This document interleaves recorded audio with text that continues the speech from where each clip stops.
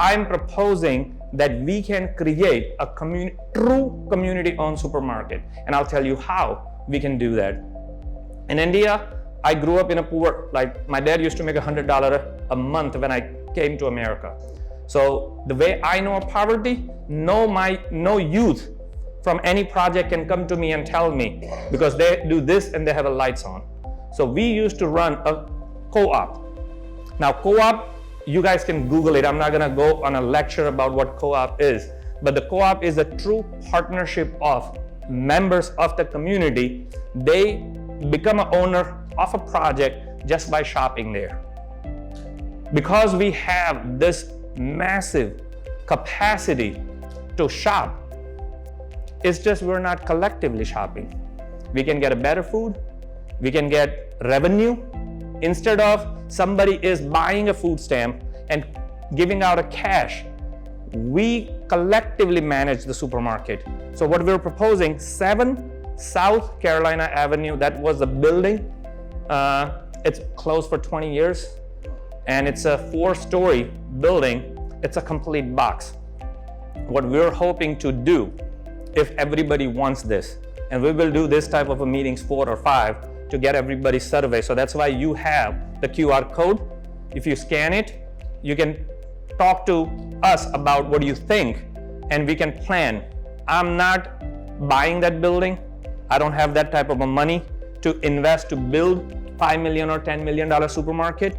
But I'm confident if all of you, all of the Atlantic City residents, they're ready, then my youth can run a business that's profitable and sustainable without anybody's donation.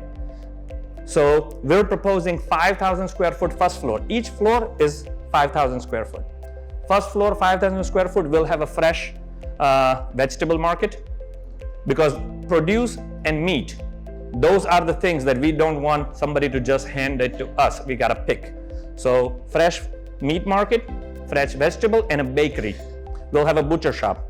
And everything else, the canned goods or packaged goods, it's gonna be in a warehouse. You guys can come in, community member can come in and go like Wawa and say, I wanted to order, or we will have our youth standing there and says, what would you like? And we'll take an order, create a bag, and hand it to you. If you are I used to drive van for $5 to take people to Pathmark. Instead of that, our youth will come to your house and deliver if you order online. If you don't know how to order online, because we're planning to have a 40 youth ambassador who are gonna be running the store. So they are from the community, each ward, whoever is interested, that's a job for them to take an order. And I'm not kidding, you guys can do the math.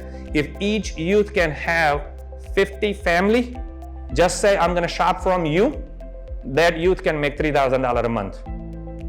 So we're talking about putting $150,000 a month in our kids' pocket. And still store be sustainable. So the way the youth gonna run the program, and when I say youth, they are young adults. In our school, anybody above 16, they are qualified for Atlantic County Workforce Development Board's grant that we train how to do this. So again, I'm an educator. I wanted to educate. And then we have quite a lot of good organization. I see crops, right? They do a good part on growing the food. We will collaborate.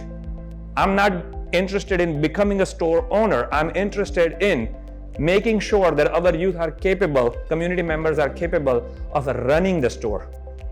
So first floor is gonna be a market. Second floor, we will be having an aquaponics growing facility. We already got approved in our Pleasantville. Before the year end, we will have that facility in operation.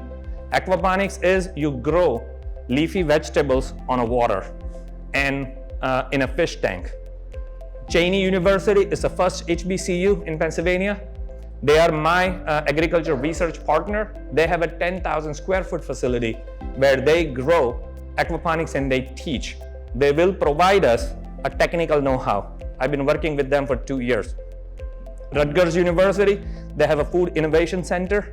They will also participate and they will be also giving us a technology of how we can grow this. So before we agree and Atlantic City won this, I'm doing it in Pleasantville in my school as a research institute. So if somebody wants to see it, probably August, September, I'll invite, you guys can have a tour. But that's the part we're proposing to build on a second level, so where we can have a fresh vegetables available to the community, fresh fish available for the community. Third floor, we'll have a community room and a classroom, because I want to make sure that not only we're teaching how to run a store, but we're teaching financial literacy. That's an important part for me personally, running a social impact. I ask so many people, they come to Ideal and say, what is your monthly budget?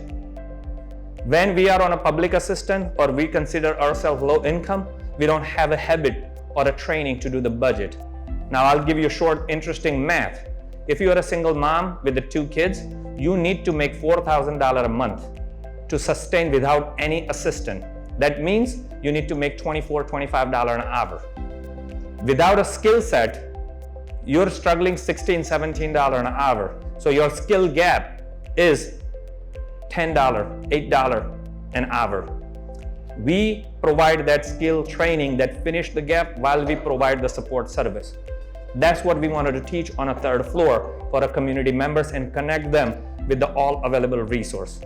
And a fourth floor, we're proposing a restaurant.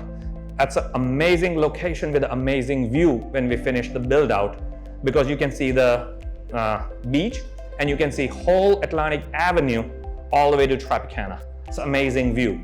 So whatever we're producing, our students, our youth, they can cook and serve. So that's the 4 things that we hope that would work, and we can sustain all the expense, mortgage, and expense. And that's what we're proposing. I'll just share one thing. My major involvement in this process going to be, there won't be any politics. That's what happens. I just want to make sure, and I'm not worried about any different type of or different parties politics, because I'm not asking for money. So we will have it, because a lot of time what happens, this is good, nonprofit happens, the board happens, and then people goes in aside and somebody's owning it. So my role in a whole process, until I'm living, we will make sure that it stays truly Atlantic City Communities Market. We're not going to tolerate any personal agenda or politics. And we have to tolerate that when we're asking for money. We're not asking for money. I truly believe you guys have enough money in a form of different type of benefits that you can utilize it to own a market. So you don't have to tolerate anything nonsense. So that's all I'm saying, that I wanted to be part of, and thankful to Atlantic City for all the things that I have in my life.